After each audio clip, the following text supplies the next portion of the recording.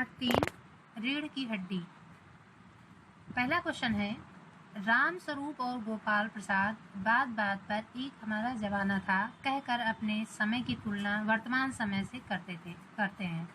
इस प्रकार की तुलना करना कहाँ तक तर्कसंगत है? इसका आंसर है, बीते हुए समय की तुलना वर्तमान समय में करना तर्कसंगत नहीं है, क्योंकि हर समय अपने उस समय की परिस्थितियों के अनुसार सही होता है और जब जमाना बदलता है तो कुछ कमियों के साथ सुधार भी आता है तथा मनुष्य का स्वभाव है कि वह बीते हुए समय को याद करता है और उसी को ठीक ठहराता है। अगला क्वेश्चन है कि राम स्वरूप का अपनी बेटी को उच्च शिक्षा दिलवाना और विवाह के लिए छिपाना, यह विरोधाभास उनकी किस व्यवस्था को उजागर करता है? आधुनिक समय में रूढ़वादी लोग लड़के को शिक्षित करना आसान समझते हैं, परंतु लड़की को उच्च शिक्षा देना जरूरी नहीं समझते। अतः बेटी के पिता को अपनी बेटी की खातिर रूढ़वादी लोगों के दबाव में झुकना पड़ता है। यह बात उनकी इसी व्यवस्था को उजागर करती है।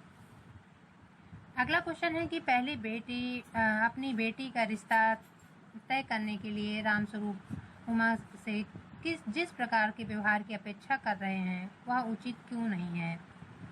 अपनी बेटी का रिश्ता तय करने के लिए रामस्वरूप उमा से जिस प्रकार के व्यवहार की अपेक्षा कर रहे हैं वह उचित नहीं है। वे अपनी लड़की की सुंदरता बढ़ाने के लिए नकली प्रसाधन सामग्री का उपयोग करने के लिए कहते हैं और अपनी शिक्षित लड़की को कम पढ़ा लिखा साबित कर रहे हैं, जो अनुचित है। आज समाज में लड़का तथा लड़की को समान अधिकार प्राप्त है, तो भी यह चाहते हैं कि वह उमा जैसा व्यवहार करे, तो जैसा लड़के को चाहते हैं, परंतु यह लोग क्यों भूल रहे हैं जिस प्रकार लड़के की अपेक्षाएं होती हैं ठीक उसी प्रकार लड़की की भी होती है। अगला क्वेश्चन है कि गोपाल प्रसाद विवाह को बिजनेस मानते हैं और रामस्वरूप अपनी बेटी की उच्च शिक्षा छिपाते हैं, तो क्या आप मानते हैं कि दोनों की समान रूप से अपराधी है? अपने विचार लिखें। मेरे विचार से ये दोनों ही समान रूप से अपराधी हैं। रामस्वरूप जहां आधुनिक सोच वाले व्यक्ति हैं, अपनी बेटी को उच्च शिक्षा दिलवाकर रूढ़वादी लोगों के आगे झुकना अपनी कायरता का परिचय दे रहे हैं। गोपाल प्रसाद विवाह जैसे पवित्र बंधन में ही बिजनेस खोज रहे हैं, तो वे इस प्रकार के आचरण से संबंधों की गरिमा और मधुरता को कम कर रहे हैं। अगला क्वेश्चन है कि आपके लाडले बेटे की रीढ़ की हड्डी भी है या नहीं? उमा इस कथन के माध्यम से शंकर की किन कमियों की ओर संकेत करना चाहती है? तो आपके लाडले बेटे की रीढ़ की हड्डी भी है या नहीं? उमा इस कथन के माध्यम से शंकर की अनेक कमियों की ओर संकेत कर रही है, क्योंकि शंकर को अपना कोई निजी व्यक्तित्व नहीं है। उसे जैसा कहा जाता है वह वैसा ही करता है। वह अपने पिता के पीछे चलने वाला जीव है। दूसरा है कि शंकर का जो चरित्र है अच्छा नहीं है, वह लड़कियों के हॉस्टल के चक्कर काटता है। तीसरा है वह शरीर से बहुत कमजोर है, झुककर चलता है। इस तरह वह शारीरिक रूप से भी समर्थ नहीं है। शंकर जैसे लड़के या उमा जैसी लड़की समाज के कैसे व्यक्तित्व की जरूरत है? तो तर्क सहित उत्तर देना है।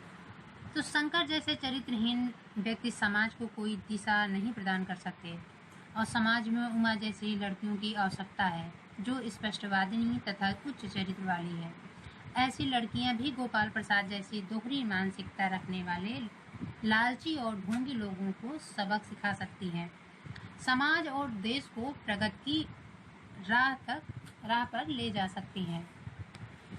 अगला क्वेश्चन है कि रीढ़ की हड्डी शीर्षक की सार्थकता स्पष्ट कीजिए। इस पाठ के जरिए यहाँ यही बताने का प्रयास किया गया है कि स्त्री और पुरुष दोनों में समानता होनी चाहिए। जिस प्रकार मानव में रीढ़ की हड्डी महत्वपूर्ण मानी जाती है, ठीक उसी प्रकार वैवाहिक रिश्तों में भी लड़का और लड़की रीढ़ की हड्डी के समान होते हैं। अतः नारी को कम स्तर पर समझकर प्रगतिशील समाज की कल्पना नहीं कर सकते। अतः यह उचित शीर्षक है। अगला क्वेश्चन है कि कथा वस्तु के आधार पर आप किसे एकांकी का मुख्य पात्र मानते हैं और क्यों? कथा वस्तु के आधार पर हम उमा को मनुष्य मुख्य पात्र मानते हैं, क्योंकि पूरी कहानी उमा के इर्द गिर्द घूमती है। भले उमा की उपस्थित थोड़े समय के लिए है, पर हमें बहुत कुछ सोचने पर मजबूर करती है। उसकी उपस्थित नारी समाज को एक नई सोच और दिशा प्रदान करती है। हम उसके विचारों से प्रभावित हुए बिना नहीं रह सकते। एकांकी के आधार पर रामस्वरूप और गोपाल प्रसाद की चारित्रिक विशेषताएं बताइए। उत्तर: रामस्वरूप एक मजबूर लड़की का पिता है। वे आधुनिक और प्रगतिशील विचारधारा वाला व्यक्ति है।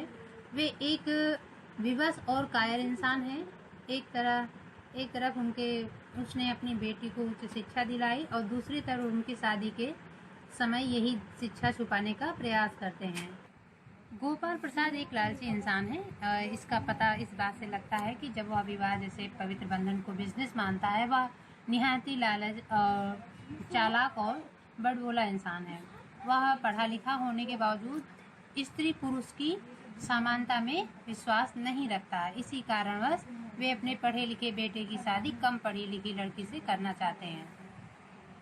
अगला क्वेश्चन है कि इस कहानी का क्या उद्देश्य है, लिखिए। इस कहानी के निम्नलिखित उद्देश्य हैं। पहला है, यह एकांकी बेटी के माता पिता को बेटी के विवाह के समय आने वाली जो परेशानियों को उजागर करती है। दूसरा है, लोगों की मानसिकता की उच्च शिक्षा का अधिकार केवल लड़कों को है। इस समस्या को समाज के सामने लाना भी एकांकी का मुख्य उद्देश्य है। तीसरा है कि यह एकांकी लड़का लड़की की समानता के पक्ष में है और लड़की को अपने विचार व्यक्त करने की आज़ादी देना इस एकांकी का उद्देश्य है। लड़की के शिक्षा के प्रति दोहरी मानसिकता रखने वालों को सामने लाना भी इस एकांकी का उद्देश्य है। अगला क्वेश्चन है, समाज में महिलाओं को उचित गरिमा दिलाने हेतु आप कौन कौन से प्रयास कर सकते हैं। स्त्री और पुरुष के अधिकार समान होने चाहिए। दूसरा है, लड़कियों को अपनी इच्छा अनुसार हर क्षेत्र में जाने में बढ़ावा देना चाहिए। तीसरा है कि महिलाओं को उचित सम्मान देना और उन्हें हीन दृष्टि से नहीं देखना चाहिए। चौथा है, अपने समय की महान महिलाओं का उदाहरण समाज को प्रस्तुत करना चाहिए। पांचवा है, महिलाओं की शिक्षा की ओर खास ध्यान देना चाहिए। धन्यवाद।